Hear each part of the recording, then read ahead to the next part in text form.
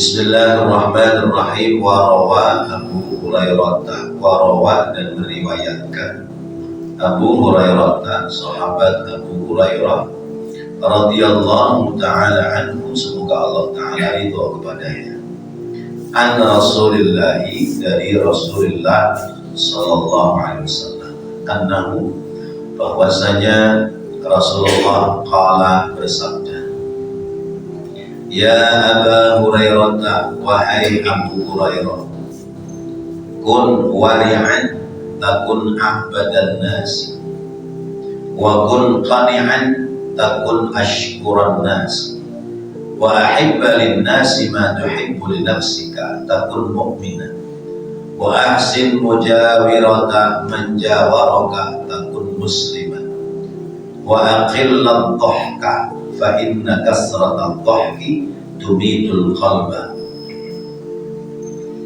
Ya Aba Hurairah, wahai Abu Hurairah, kun, jadilah kamu wari'an, orang yang wara', hati-hati terhadap hukum.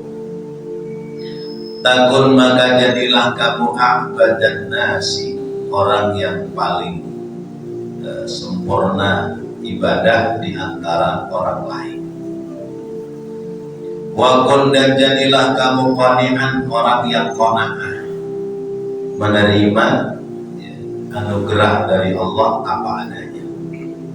Takun, jadilah kamu ashkuran nasi, orang yang paling bersyukur kepada Allah. Wa ahibba lin nasi, wa ahibba, dan cintailah lin nasi, kepada orang-orang, ma, apa-apa, tuhibbu, yang kamu mencintai, linafsika, seperti mencintai untuk dirimu. Takun, maka jadilah kamu mukminan, orang yang beriman.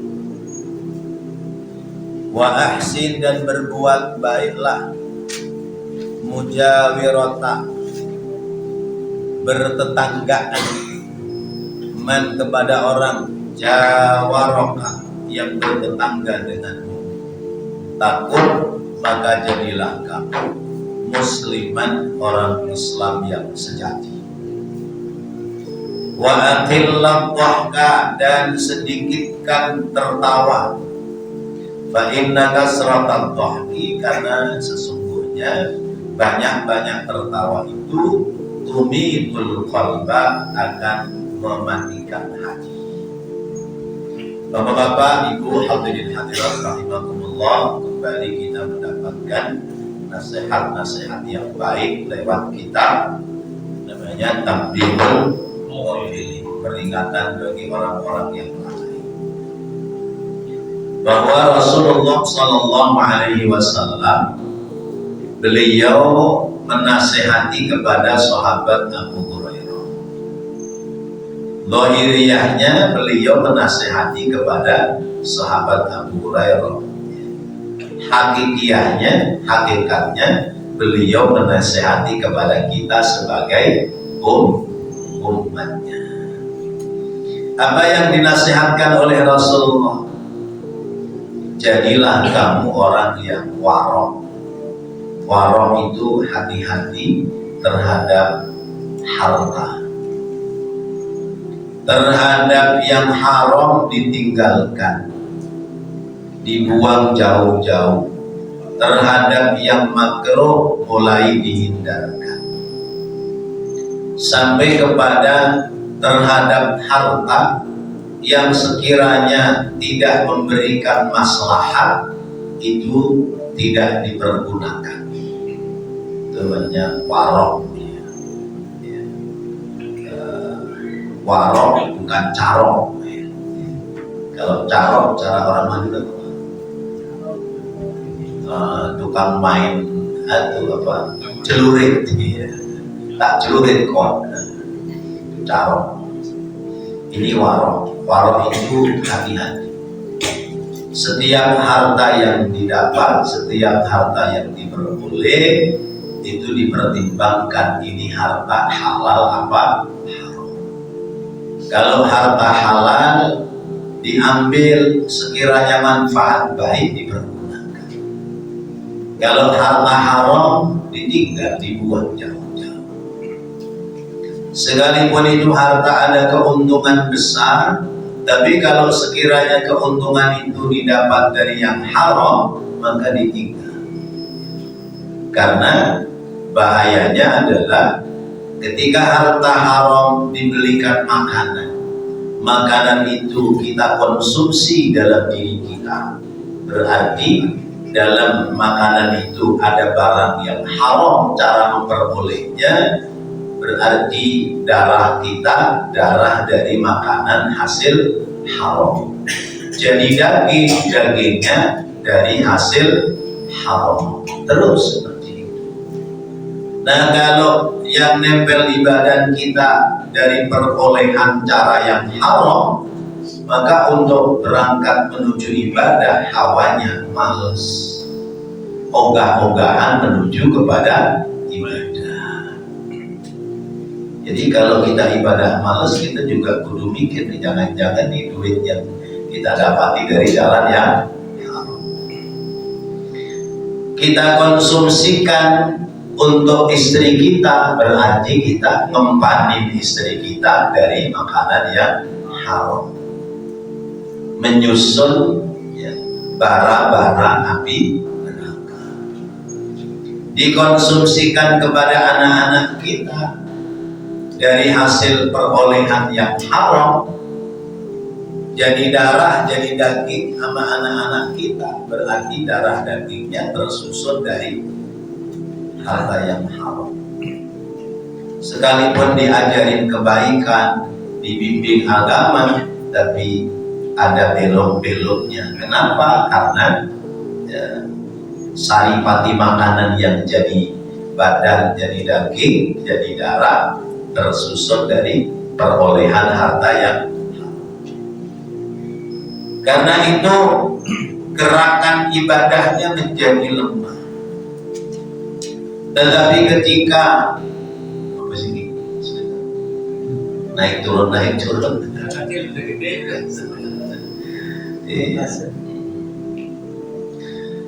tetapi ketika kita memperoleh dari harta yang halalan thayyiban, bersih lagi baik, maka a'badan nas, lebih gemar beribadah dibanding dengan orang lain. Semangat ibadahnya jadi enteng, jadi ringan, karena susunan anggota badan kita ya, terbuat dari makanan-makanan yang halal. Sholat 5 waktu ringan, kemudian sholat tahajud ringan, ibadah-ibadah yang lain ringan, karena perolehannya dari cara-cara yang halal. Jadilah kamu a'badan nas, orang yang paling semangat dalam beribadah. Yang kedua, Rasulullah mengajarkan kun qani'an, jadilah kamu orang yang qana'ah. Qana'ah itu nerimo hikmantu, menerima apa yang sudah diberikan oleh Allah. Lawannya qanaah apa? Lawannya orang nerimo serakah. Serakah itu bahasa Arabnya tomat. Lawannya nerimo adalah serakah. Lawannya qanaah adalah Toma. Toma itu hurufnya 3, to, mem, ain. Ya. To bulat ada lubangnya, mem ada lubangnya, ain apalagi mama. Ya. Jadi kalau orang itu toma, maka hilang syukur kepada Allah. Ya. Kalau orang itu tamak, nggak ada syukur, nggak ada syukurnya. Karena apa? Merasa kurang terus. Ya, ada dapat 1 kurang, dapat 2 kurang, dapat 3 kurang. Kayak kemarin dapat daging tuh ya. Ya sebungkus doang, kurang nih. Dikasih 2 bungkus ya nggak bisa buat nyates keluar kan? Dikasih tiga bungkus dah buat nyayur belum ada, kurang terus. Tapi kalau qanaah begitu dapat yang terucap adalah alhamdulillah, maka takun asykuran nas, kamu menjadi orang yang pandai bersyukur, paling bersyukur di antara orang lain. Alhamdulillah ya, sekalipun dagingnya sedikit, tulangnya banyak, biarin dah, tulangnya disop, ya. Dagingnya ya diserondeng, apa dibakar, apa diapa. Ya. Itu jadi asykuran nas, jadi orang yang paling bersyukur kalau kita mau nerima. Sebab orang yang nerima itu pandangannya selalu ke bawah. Pandangannya ke bawah. Alhamdulillah saya punyanya sepeda motor ya, tua, ya, gak apa-apa. Sepeda motor tua gak apa-apa, yang penting masih bisa jalan. Rodanya juga bulat. Layak. Sepeda motor yang mahal juga rodanya bulat, kirain rodanya sekitar gitu ya, cengelung gitu sama. Alhamdulillah, daripada tetangga motor aja tidak punya. Qanaah begitu. Qanaah itu melahirkan syukur. Tapi kalau tamak melahirkan kufur, karena merasa kurang terus. Akhirnya menyalahkan Allah, ya. Ini masih kurang, ini masih kurang, ini masih kurang. Akhirnya menyalahkan Allah. Kalau kita ingin jadi orang yang paling bersyukur di antara orang-orang sekitar kita, jadilah orang yang qanaah. Qanaah itu memanfaatkan yang ada, sekalipun ada kekurangan di situ. Sekalipun ada kekurangan, yang ada dimanfaatkan dan yang kurangnya tidak dikejar. Itu namanya qanaah. Ya wes, adanya segini ya, manfaatin segini.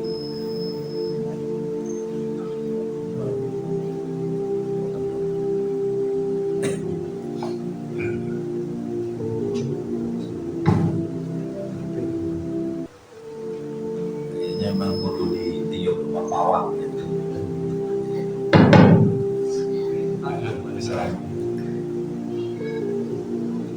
Nah ini qanaah, terima apa adanya. Ya. Speaker begini ya terima aja dah. Gitu kan Pak. Qanaah, latihan qanaah gitu. Langsung dites sama Allah ya. Qanaah, terima ya. Untung masih ada speaker, walaupun speakernya naik mana alhamdulillah daripada nggak pakai speaker. Lalu yang ketiga nasihat Rasulullah kepada kita adalah wa ahibba lin-nasi ma tuhibbu li nafsika.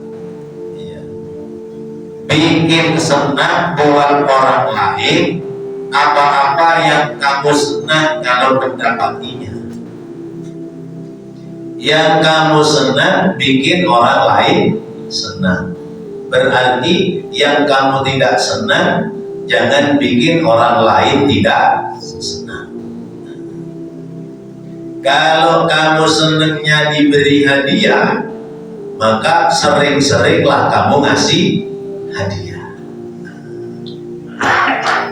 Kalau kamu itu senangnya ngantongin duit, maka orang-orang sekitarmu kasih duit supaya pada mau ngantongin duit.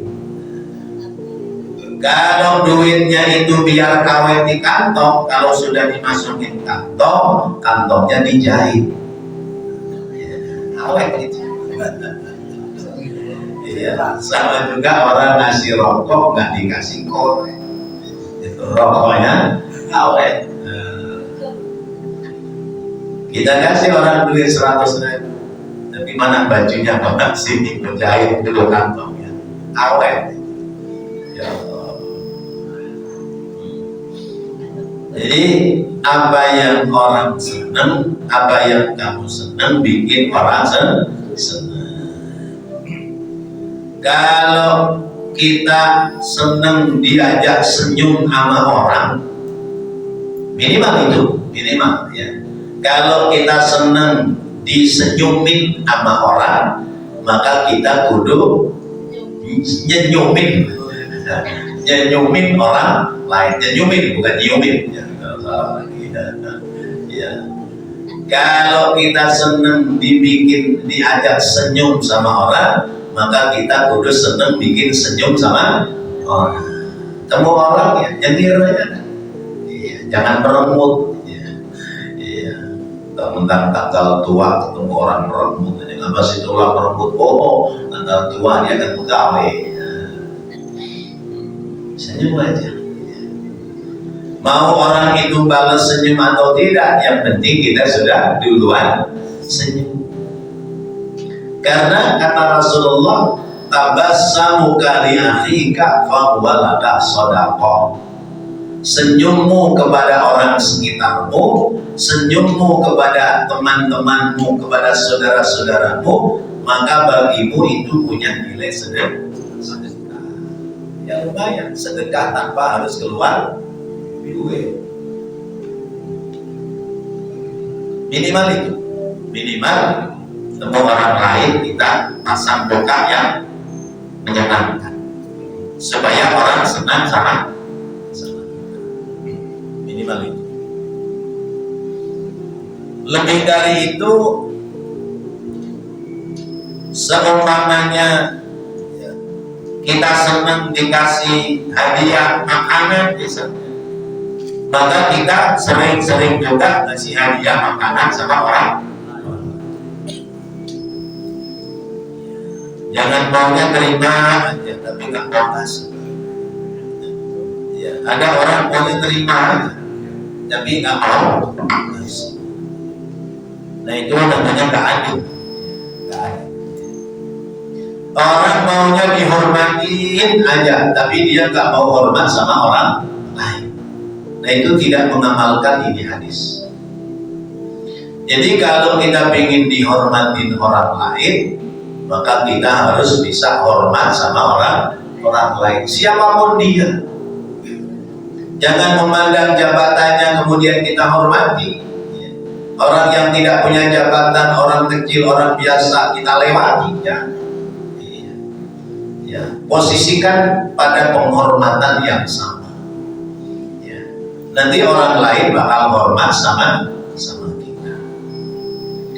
Kita ketemu orang terhormat, ya kita hormati. Kita ketemu orang kecil, orang awam, orang biasa, kita hormati. Maka di hati orang itu akan mengatakan, Masya Allah, saya senang sama Bapak ini. Padahal saya ini bukan siapa-siapa, tapi dia menghormat sama kita, mau ngajak ngomong sama kita. Ya Allah, senang banget saya. Jadi kalau kita ketemu orang kecil, kita nggak bisa hormat, apa kata orang itu? Alah, belum seberapa lu angkuh banget kan? Sombong bener sih. Gua tahu zaman miskin lu, lu masuk kampung sini miskin lu, gua tahu. Sekarang kekayaan lu baru segitu aja, sombongnya nggak selagi. Pasti akan mengatakan begitu. Tapi kalau kita ramah, kita hormat, ya, bisa menempatkan orang lain dengan kemuliaan, siapapun dia tidak akan menjadikan sebab kita hina. Orang itu kedudukannya di bawah kita, tapi kita hormat, itu tidak akan menjadikan sebab kita hina, karena yang kita tegur sapa orang hina. Kecuali orang-orang yang cara berpikirnya rendah saja akan mengatakan, sempat-sempatnya lu kawin sama dia siapa sih? Biarin aja, itu urusan orang lain. Bagi kita, sepanjang kita melihat, kita tahu, kita bertemu, paling tidak ya berhenti sebentar, salaman, tegur sapa, menanyakan apa kabarnya, sehat. Pasti dia jawab alhamdulillah sehat. Nah kalau kita ditegur sapa begitu, jawabnya juga yang benar, alhamdulillah sehat. Jangan bagaimana kabar bapak, sehat? Lalu lihat sendiri, gua sehat lah, kalau kagak sehat kagak sampai di sini. Nah itu namanya tidak bisa dimuliakan gitu. Ya, kan ada yang modelnya begitu ya. Padahal itu basa-basi yang mengandung nilai ibadah. Ketika kita menanyakan apa kabar bapak, ya, bagaimana kabar bapak, supaya orang itu menjawab dengan kalimat alhamdulillah. Sekalipun mungkin lagi pilek, tapi dia pasti akan menjawab alhamdulillah sehat ya. Timbang pilek-pilek sedikit maka apa-apa. Kalau tidak seperti itu. Nah itu kalau kita sudah seperti itu takun mukminan, maka kamu akan menjadi orang mukmin yang sejati. Orang mukmin yang sejati adalah orang yang bisa mencintai orang lain sebagaimana mencintai diri sendiri. Kata Rasulullah dalam hadis yang lain, la yu'minu ahadukum hatta yuhibba li akhihi ma yuhibbu li nafsi. Belum sempurna iman salah seorang di antara kalian sehingga kalian mencintai saudara kalian sama dengan mencintai diri sendiri. Wah ini berat, ini kelas berat ini.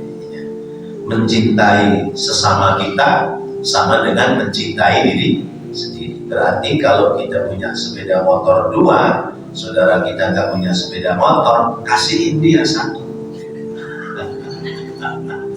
Ini kelas berat nih. Kelas berat ya. Ya. Umpama kita punya istri 2, teman kita nggak punya istri, kasih 1 suruh milih. Masya Allah, ini udah kelas berat. Tapi ini dipraktekkan oleh sahabat Ansor terhadap sahabat Muhajirin. Orang Muhajirin ketika hijrah dari Mekah ke Madinah nggak bawa apa-apa kecuali baju 1 kering di badan, kan gitu loh kita. Baju 1 yang melekat di badan. Harta bendanya ditinggalkan, kekayaannya ditinggalkan, berangkat ke Madinah menjadi muhajir. Orang yang hijrah, orang-orang Ansor, ya. Orang Madinah kaya, ya. Punya kebun luas, punya rumah lebih dari 1, punya istri ada yang 3, ada yang 4. Ya. Itu orang-orang Muhajirin ketika sampai di Mekah, itu disambut oleh sampai di Madinah disambut oleh orang-orang Madinah, sambutannya hangat luar biasa. Alhamdulillah. Datang saudara saya dari Mekah menuju ke Madinah. Saya ada rumah 2, sudah silakan kamu menempatin yang sana. Ya, saya hadiahkan buat kamu, masya Allah. Persis kayak orang-orang Betawi. Ya. Kita dari Jawa datang ke Jakarta, kita nggak bawa apa-apa, dikasih rumah sama orang Betawi. Ya udah tempat tinggal sono tuh apa-apa gitu. Iya. Pulang-pulang suruh bayar, akhirnya suruh tukar beras. Ya. Gak apa-apa, tukar aja seminggu sekarung, ntar sekian minggu jadi punya kamu. Tapi memang dasar orang kampung, orang daerah pada ke Jakarta rajin. Ini cerita teman saya orang Betawi. Ya orang Jawa, ya dagang apa itu? Dagang istrinya dagang jamu, suaminya dagang bakso, itu biasanya begitu. Kontrak, dikasih kontrakan sepetak. Lama-lama kata orang Betawi, Mas saya kasihan sama sampean. Udah kalau sampean ingin punya tanah di sini, no yang pojok sono dibayarin dah. Itu di pojok sono itu sebelahan saluran air. yang rembes-rembes gitu. Lah berapa Pak Haji? Ya berapalah sampean ada duitnya, nyicil tak apa-apa gitu. Mungkin 5 juta, mungkin 10 juta satu petak, mungkin 20 atau 30 meter. Ya tahun-tahun dulu kan masih dapat. Ya udah, dasar suami istri rajin ya. Istrinya kalau pulang jualan jamu itu beli pasir sekarung kecil digendong dibawa botol jamu ya. Suaminya kalau pulang dagang bakso itu beli pasir sekarung, beli sepelit, diuruk tuh, diuruk rapat, kelihatan bersih. Udahan begitu dibangun, bangunannya cakep. Kata yang punya, agak nyangka buat itu tempat segitu jeleknya jadi bangunan cakep. Begitu. Ya. Yang punya kontrakannya masih segitu begitu. Ini yang orang Jawa biasanya kalau dagang bakso, teman-teman kita dari mana tuh, Solo ya, ini ya orang kiri ya, akhirnya kebeli rumah, punya rumah. Ya. Alhamdulillah Pak Haji diberkatinya kerahiman Pak Haji, saya punya tempat di sini. Gitu. Ada nggak yang punya pengalaman begitu? Masya Allah. Nah itu orang Mekah ketika datang ke Madinah begitu. Orang Mekah yang tidak punya istri, ya, orang Madinah yang terima istrinya 3, suruh milih Pak. Gak pilih istri saya salah satu dari yang 3. Nanti kalau kamu sudah jatuh pilihan, nanti saya ceraikan. Tunggu masa iddah, dinikah. Masya Allah. Begitu akrabnya Ansor dan Muhajirin. Masya Allah. Bertukar lagi. Ya? Bertukar lagi. Oh, yang ini kurang enak nih. Apa? Ibarat kendaraan naik aja kurang enak. Boleh nggak tukar yang itu? Ya, sono ke Pak Uso. Kalau ke Pak Uso boleh. Pak Uso ini yang bid kurang enak, naik aja nih mau ganti. Kotor ya. Masya Allah. Kalau dibilang Pak yang ini kurang enak, ya udah pilihan lu, enak gak enak kan?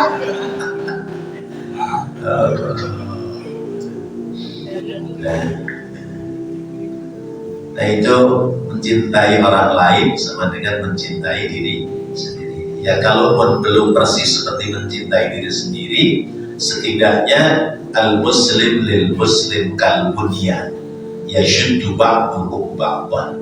Orang Islam satu dengan orang Islam yang lain itu ibarat satu bangunan yang saling menguatkan antara satu dengan yang lain.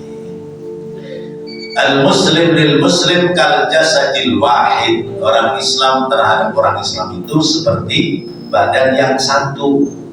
Idza ishtaka udhun ishtaka ghairuh.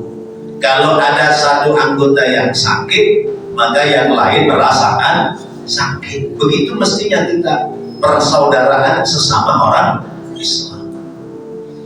Ya. Yang sakit jempol kaki, temungulan, ya. Atau kesandung, sobek. Yang sakit jempol kaki, yang nangis mata. Itu namanya ikut merasakan. Tapi repotnya giliran yang sakit mata gak ada yang nangis sudah. Masa kaki mau nangis? Bagaimana nangisnya kaki? Tapi setidaknya ikut merasa. Nah kita di masyarakat kita harus begitu.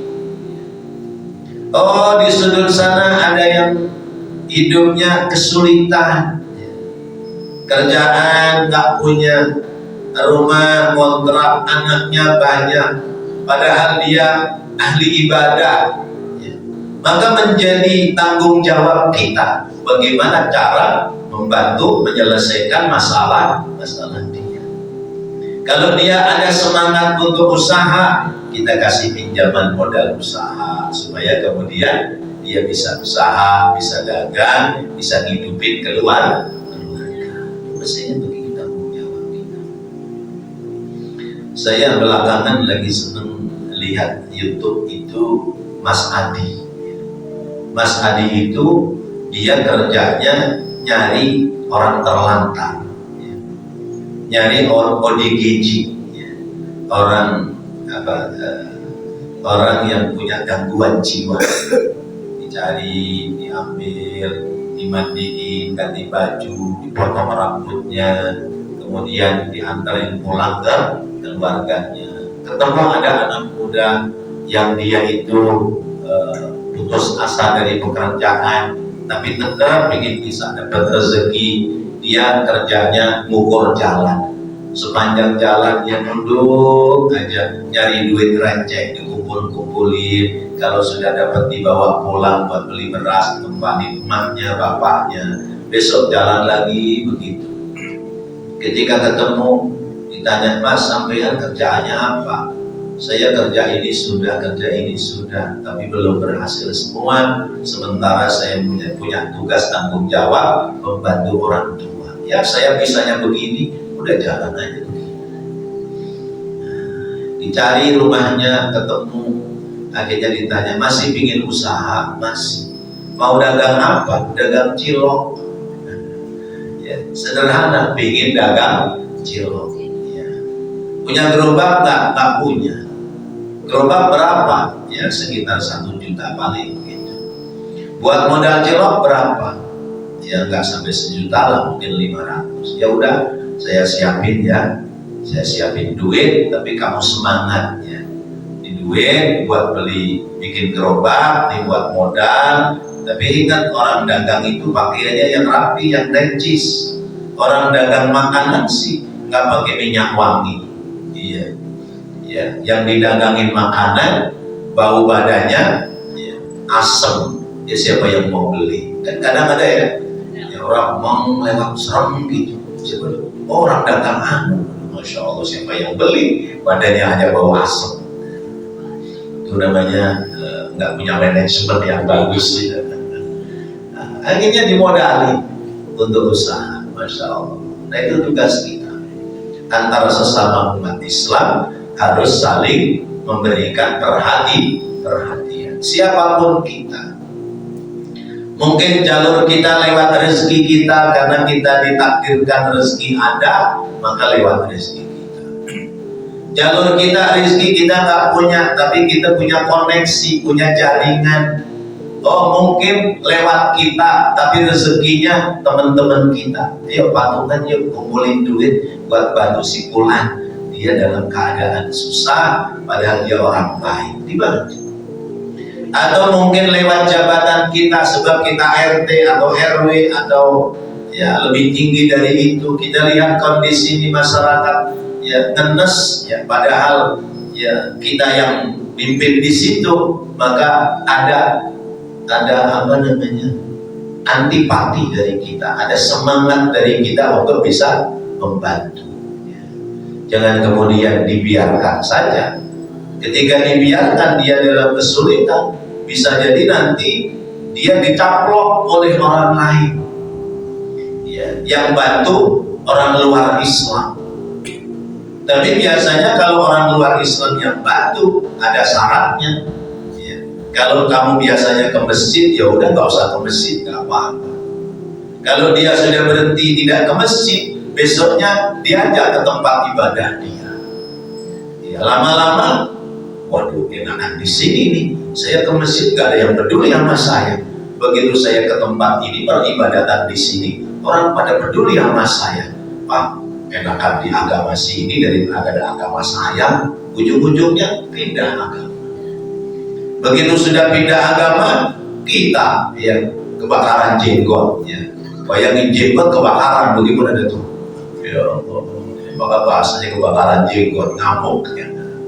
Masya Allah, padahal kesalahan kita. Masya Allah. Lalu kemudian sesuai dengan judul kita adalah tentang ikramul jar, memuliakan tetangga. Yang ke berapa ini? Yang keempat, kelima. Ya. 1, 2, 3, 4, yang kelima. Wa ahsin mujawirata manjawaraka takun musliman. Berbuat baiklah dalam bertetanggaan sama orang yang menjadi tetanggamu, maka kamu akan menjadi orang Islam yang sejati. Ya. Berbuat baik terhadap tetangga-tetangga kita. Kita sadar bahwa tetangga itu ada yang baik, ada yang tidak baik. Ada yang baik banget, ada yang tidak baik banget tuh ada. Bukan sekedar tidak baik doang, sampai tidak baik banget. Nah, terhadap yang tidak baik dan tidak baik banget, dilawan apa dibiarin apa diapain? Ya, lawan aja kali ya. Emang gue gak bisa lawan lo. Jangan. Agama tidak pernah mengajarkan seperti itu. Pelajaran yang lalu adalah tetap tegur sapa dengan cara yang baik. Kalaupun diajak tegur sapa dengan cara yang baik, dia tetap tidak mau berbuat baik, maka doakan saja supaya dia baik. Kalau sudah didoakan tidak baik-baik juga, diapain? Kemarin diapain pelajaran yang lalu? Tungguin kapan baiknya. Kalau nggak baik-baik, tungguin, lama-lama juga pasti bakal baik ya, bakal mati bukan ya. Kamu bakal mati pasti. Biasanya kalau nggak kesulitan baru dia. Tungguin aja kapan perlunya sama kita. Nanti kalau perlu juga dia pasti baik sama kita. Ya sekalipun kadang-kadang keperluannya selesai, nggak baik lagi sama kita. Biarin aja.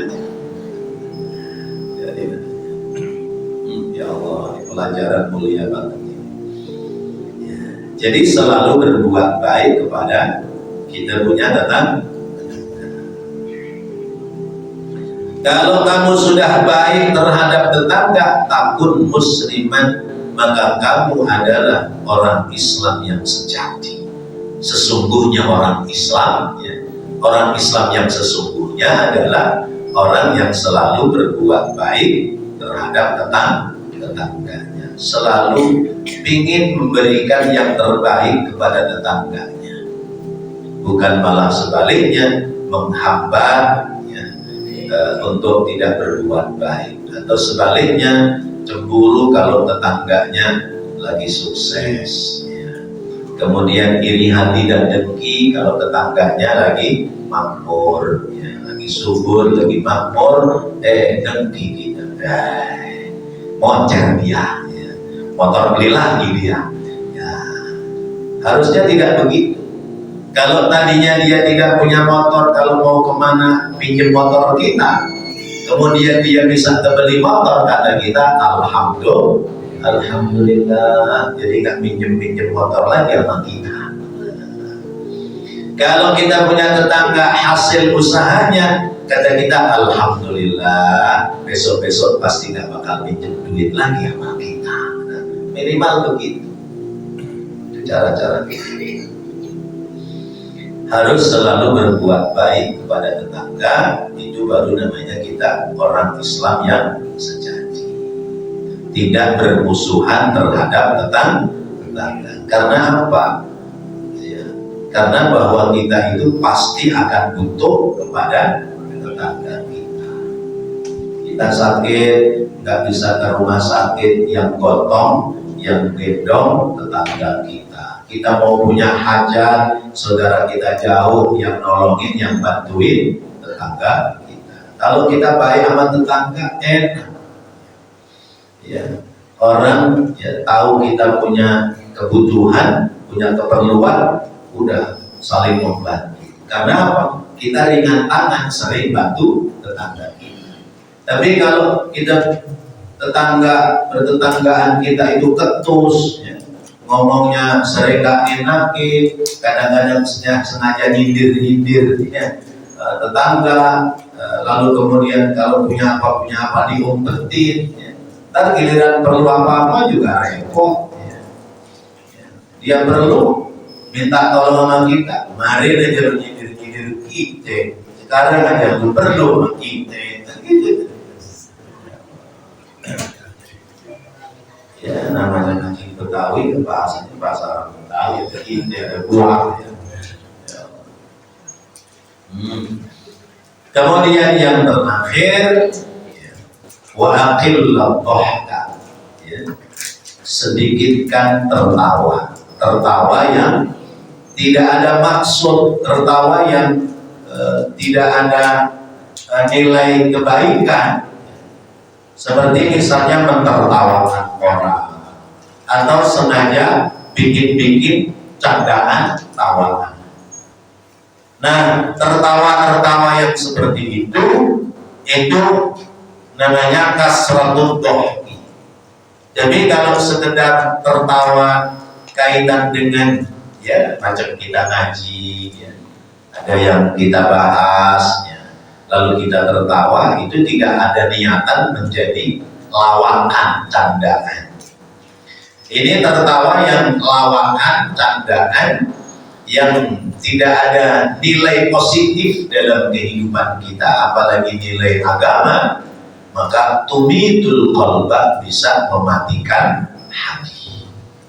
Hati bisa mati gara-gara kita sering bercandaan yang berlebihan. Karena itu kurangi bercanda, ya. Dan bercanda itu boleh, tapi tidak boleh berlebihan. Bercanda boleh, tapi tidak dalam membuat sakit hati dan tersinggung sama orang lain, ya.